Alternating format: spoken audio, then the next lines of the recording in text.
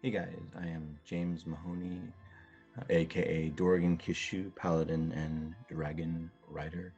This is my brand new vlog series called I Dungeon Master. I actually created another series a few days ago, that was called I Filmmaker because I am a writer filmmaker. I'm not currently pursuing it, but I have at different points. Um, that's another story if you want to check that out. Um, but this is about being a dungeon master. It's going to be a three-part thing. The first part, I will talk about my past, present, and future projects that I'm working on because I did publish my first module back in November, Frost Realm. This art behind me is a piece that I got permission to use within it, um, called Ice Castle. Um, and then the second part of this series will actually be about the campaign that I've been running 2+ years. I'm in two campaigns right now, actually kind of three. I've been running one for my girlfriend the last 2+ years. It's been awesome. She's a level 23 warlock right now, and I'm also in my second campaign that she's actually running, which has me and has three other players, which it's awesome to play with a larger group. And then I'm also doing some game testing for the current module/campaign setting that I'm working on. That's just with my mom. With the COV, she not able to go out a lot, and she actually likes D&D, so I thought I would run her through some of that world as I develop it. Starting off, just a little bit about me. Some of you may already know it from Twitter or from other videos that I've done on this site. I'm actually 51. I might look younger. I don't know. I think I might look a little bit younger than 51. But in the 70s, I really wanted to play D&D. My mom had some friends that actually she went to did some psychology training with, and they actually used to play D&D in the other room, advanced D&D, I assume. I was in the 70s, so I always wanted to play. I was a very quiet kid though, and so I didn't, and didn't really know anybody and all that. And and then whenever I kind of interact with people that play D&D, it seemed like a lot of them just battled over the rules for like 80% of the game. Maybe that was just the people I happened to run into. But I finally realized when I was like 17 that the only way I'm going to play D&D is if I run D&D. So I'm not a big reader, so I got the basic rules as opposed to advanced. Learned those, ran a group, and then got the expert rules, the blue box, and then came into. I played some other games with this other guy that had a lot of AD&D books, and he gave up AD&D, and he gave me and my brother his collections. So then once I had the AD&D rules, I started to blend those in just to add more dimension. Um, yeah, for me, rules are there to keep things realistic, largely. Without realism, if you don't feel like you're going to die, then for me, it's just not fun. Anyway, yeah, so I ran a group in my teens, and then I ran another group in my 20s, and that was actually a chaotic evil group, so that was a fun group to run. Um, and then in my 30s, I played World of Warcraft for several years, an amazing game. I didn't return to Dungeons and Dragons until about 2017. I kind of wanted to get back into it, and I had a D&D Twitter account because I have regular accounts, but then this is my D&D Twitter account's really the main one I'm on. I found out about 5e, and I was exposed to the rules partly through watching Critical Role because they use those rules, and I really like the rules. So then I got the player's manual, and I hadn't DM'd in a while, so I decided I want to be a player, and I initiated a group with this friend of mine, or it wasn't really, he was a guy I was working on a podcast with, or sorry, a web series pre-production thing. Anyway, he didn't have time to create content. I had content created. I gave it to him, so he ran it. That you guys may have heard about this if you've been following me for a while. About 1/3 of the games were really good. 1/3 of the games were not so great, and 1/3 of the games people would cancel, usually last minute. So after a year of that, we were going to be taking a break, and I decided no, if I was going to return to that. It was too frustrating. But at that point, I picked up the DM module, and I started to learn that. And then during that game that I was in, though, my girlfriend, who was never interested in D&D, I'd have her sit and watch, and then they were encouraging her to play, and she played. She got it. Now she's way into it. Then, like I said, in 2018, I started our campaign, and I've been running the game for her ever since. I play a lot of NPCs and NPC group members, but I like that. I love that. So, um, And then also in 2017, I started a vlog, a different, talked about my campaign updates, but also talked about dungeon mastering stuff, world building, that kind of stuff. So you can check it out if you want. It's Dorgan's Domain. There's different episodes on different things. And during that time, I started building Frost Realm, which was not really meant to be a module. It was more about, I was really kind of sharing the way that I world built, but I had people encourage me to print it. I wasn't sure if I wanted to publish it because I didn't want D&D to become a job.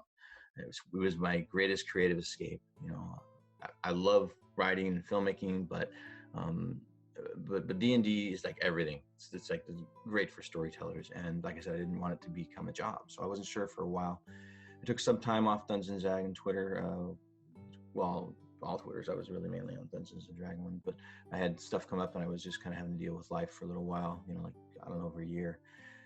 Then I came and, but I didn't, before I went off of Twitter, I had been working on, you know, this Frost Realm thing for like 6 months. But when I got off Twitter, I kind of put D&D, all the working on that aside. And then when I came back in January of 2019, that's right. Came back on Twitter January 2019. I picked it up again, and I poured another 10 months into Frost Realm, the module, and decided to publish it. Hired an illustrator, got some money from someone. I was shocked somebody gave me the whole amount. Somebody that I know that's not even into D&D. But I was, you know, trying to figure out funds because I don't really have money for funds for the artists and the maps right now. But I did publish that in November this last year. My first module I ever published.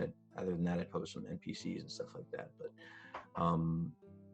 it was awesome. I was very, very happy. I didn't sell many, but I'm not worried about it. I was happily surprised that I sold many more printed than PDFs. I thought PDFs would be what people would buy. I love books, but I don't even know who bought these books because they bought them off Amazon. I mean, I know a few people, but most of them, they bought it off Amazon, and that wasn't even the main printed.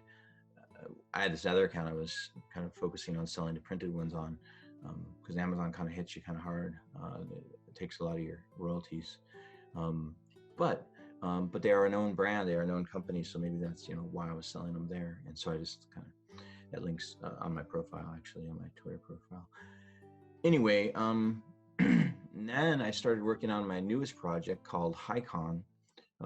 It's going to be, I think it's going to be kind of a campaign setting. It's one particular land, and I'm probably going to have some adventures within that. So that's kind of what I'm working on now. I'll do more updates about that as I do this. I'm hoping that I can do this kind of show once a week. So that's basically kind of a history of me as far as Dungeons and Dragons. Moving into my campaigns, like I said, I have been running this my one campaign for over 2 years now, you know, of course, everyone generally people, I would like to play with a large group, but we live together, and you know, it's setting up times for people to play is one of the challenging things about D&D. But for us, we just play when we both, you know, when she's not working, and we have some time, we want to do it. The cool thing is that we're both writers, so it's like I'd say playing with just one player, maybe it doesn't always work. I did it with my nephew a long time ago, and it was fine. But with her, we've created this whole world. In fact, she's so inspired by her character that she started a blog where she is telling the story from the beginning, our campaign from the beginning. But she's a writer, so she's making it, you know, this is something she may publish at some point as a book. So that's really exciting. In fact, that she was so into it that she started to commission art for it. And she's commissioned like, I don't know, 8 pieces now or something, and they're beautiful. This artist is amazing. And I'll link all that information down below, the artist and blogs and all that. But yeah, that's been really exciting. And then with our campaign right now, I would say that there is a lot of demon lords, she is, you know, her and her group been kind of protector of the material realm. Now the realm that I have created, it's a homebrew material realm, has like 6 or 7 continents. I actually have a second material realm is actually like Faerun, Waterdeep, Frost realms or Frost, Forgotten Realm stuff. I've kind of made that a second material realm in my campaign. Um, a lot of times when the group just needs to de-stress or whatever, they go to Waterdeep. And I have poker tournaments over there and things like that. I actually created every 6 months in game there's a pokerish tournament, which is cool. It actually gosh, there's so many things to talk about. I don't want to go too much into all of it, but because I will be sharing stuff. But bottom line is that she's at a very high level, so we're dealing with a lot of stuff. But I run 9 NPC group members, so she's not dealing with this stuff alone. But she does do a lot on her own. So she's level 23. Then I have the NPCs are usually like one like level 19 or they're lower, 16, 17, 14, because they don't always travel with her, or she goes with particular ones. It's a pretty vast story thing. You really should not trying to push it, but you should really read her blog because it'll give you at least a sense of the beginnings of it. Yeah, so I will be giving updates on that campaign, like I said, on this. I'm kind of a little vague right now, trying to figure this all out, but I will be giving updates on the campaign and just kind of information. And then on to the third part of this program, just talking about dungeon mastering in general. So when I was in my teens, I ran a group for 3 players. It was awesome. So then I figured I always wanted to play D&D, but once I actually ran a game, I really realized how much I get to really pour a lot of myself into it. I can write the stories, I can create characters, I can do voices for a bunch of characters. I'm not just one thing. So I really liked that. I liked being the storyteller. And that group, they probably put me level to around level 8. And then in my 20s, another group, like I said, they were chaotic evil. And that was awesome. That was a whole other thing trying to run a group. And that was like 1, 2, 3, 4 guys also. And I've been running this one for my girlfriend. But something that I think is kind of cool about when people do these session zeros, and I think these session zeros are really cool. It's not something I've gotten to really experience because I ran 2 groups, like in my teens and my 20s, and then my girlfriend. And but I think it's kind of cool. I definitely like the whole like interacting with the players before situation. Of course, you probably have to give them information and see their character sheets and take a look and make sure everything fits into the world that you are doing and their backstory works into it. Answer any questions, set any. I have a list of like table rules that I've never like said, hey, because I've never really had that situation. Because in my teens, I didn't do that. In my 20s, I didn't do that. And with my girlfriend, I didn't do that. But going forward, if I was to run a group, there's certain things. I don't mind cell phones when people are looking up rules or something. I don't want really people. Other than that, I want people more immersed in what's happening. I don't really want them going on their Facebook. Well, Joe and Bob are here at a shop buying stuff. That's something I mean, every DM is different. Every table is different. And me personally, though, it takes me out of it, and it feels like an energy drain when people are kind of just doing their own thing during a game, and I'm not really. Something I did in the chaotic evil group, which was awesome, is that we'd all get together before the session. One of us would buy food, and we'd all pay for our part, but we'd get together, we'd have dinner, we'd talk about our real life stuff, and then we'd play, and we'd leave all that behind. So for the most part, don't really talk about outside stuff when we're in. Of course, create some more immersive experience, which I'm sure you guys have heard a lot of this stuff before, but I'm just talking about my own personal thing. But I definitely think session zeros are good, and I think where people get together, before they play, and just kind of any questions for the DM and things like that. It can be a group thing or it can be an individual thing. And I definitely think that there's some table rules should be brought up, because if it happens is if you bring something up in the middle of a session, like session 4, and somebody's like doesn't feel good about it, it's better if you get certain things out on the open before you go into the world. Aside from that, I know that whole thing about like DM has the final word and all that. I do think that it's true that they, you know, are the ones that are kind of approve or disapprove the final thing. There's some things that are good to talk about right then. There's some things that, you know, save and talk about after the game or another time.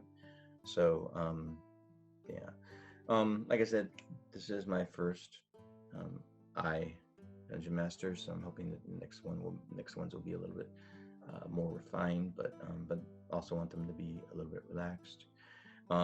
Yeah, so I will get more into those things on the next episode, and I hope that you join me. 1 second. I hope you join me on these weekly posts if I get them up weekly, and I appreciate you following. And my Twitter information will be after this. And other than that, I will see you on Twitter.